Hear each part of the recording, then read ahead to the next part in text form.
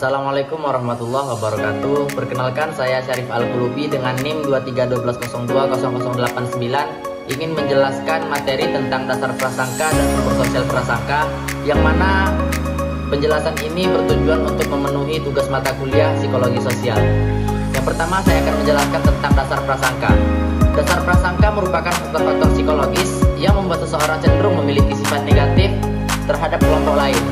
Beberapa dasar prasangka antara lain: yang pertama, kebutuhan untuk merasa superior, yang mana orang cenderung merasa lebih baik dari kelompok lain untuk meningkatkan harga diri. Yang kedua, ketakutan terhadap perbedaan. Perbedaan budaya, agama, atau ras dapat menimbulkan rasa takut atau ancaman. Yang ketiga, pengalaman pribadi yang negatif. Interaksi buruk dengan individu dari kelompok lain bisa digeneralisasi menjadi sikap negatif terhadap seluruh kelompok itu. Baik, yang kedua saya akan menjelaskan tentang sumber sosial prasangka. Sumber sosial prasangka berasal dari lingkungan sosial dan budaya yang mempengaruhi cara berpikir seseorang, yang mana sumber-sumber sosial prasangka antara lain: yang pertama, keluarga dan lingkungan. Anak-anak bisa mewarisi prasangka dari orang tua atau orang yang di sekitarnya. Yang kedua, media massa. Tayangan atau berita bisa atau dapat memperkuat stereotip negatif. Yang ketiga, institusi sosial. Sistem pendidikan, hukum, dan politik terkadang ikut melestarikan ketidakadilan dan diskriminasi. Yang keempat, kelompok dalam vs kelompok luar, yang mana kita cenderung memihak kelompok sendiri dan mencurigai kelompok luar. Yang kedua, sumber emosional prasangka dan sumber kognitif prasangka. Nah, prasangka yang seringkali muncul dari faktor emosional yang kuat, seperti perasaan takut, marah, atau iri terhadap kelompok lain. Sumber emosional ini biasanya berasal dari pengalaman pribadi, konflik antar kelompok, dan rasa tidak aman. Menurut Alford 1954 dalam bukunya, prasangka dapat muncul dari ketakutan atau kecemasan terhadap kelompok lain yang dianggap mengancam posisi sosial, ekonomi, atau politik kelompok lain. Terusnya, sumber kognitif prasangka. Carteret 1970 dengan teorinya tentang social identity theory mengatakan bahwa prasangka muncul dari kecenderungan manusia untuk mengkategorikan orang lain ke dalam grup kelompok sendiri dan outgroup kelompok orang lain, sehingga menghasilkan sikap favoritisme terhadap kelompok sendiri dan prasangka terhadap kelompok orang lain. Selanjutnya saya akan menyampaikan tentang teori-teori prasangka yang mana dapat dimiliki kita, yaitu pertama, teori konflik realistik. Menurut teori ini menyatakan bahwa prasangka berakar pada persaingan di antara kelompok-kelompok sosial karena memperebutkan komoditas atau kesempatan berharga.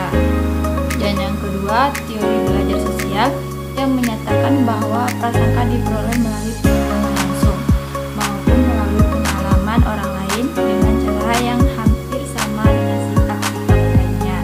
Dan yang ketiga yaitu teori kategorisasi sosial yang menyatakan bahwa seseorang memiliki kecenderungan membagi dunia sosial menjadi dua kategori terpisah, yaitu kelompok kita sendiri atau kita dan kelompok-kelompok lain atau mereka.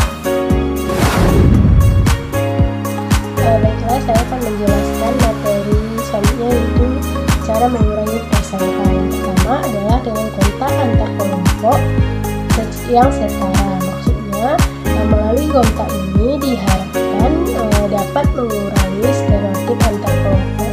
Ini adalah dengan penunjukan toleransi dan multikulturalisme.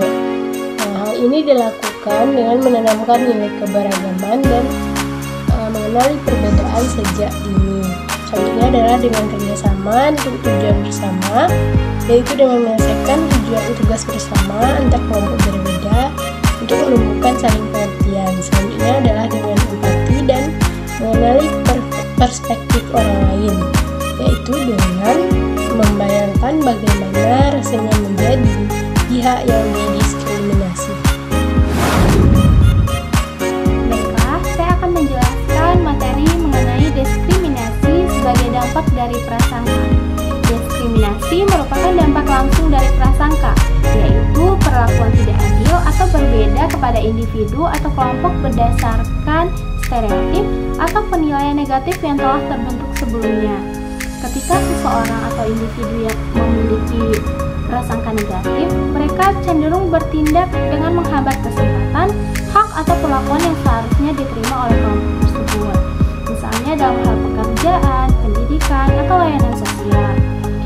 Diskriminasi ini menunjukkan ketidaksetaraan sosial yang dapat menimbulkan dampak negatif seperti ketegangan antar kelompok atau perpecahan sosial.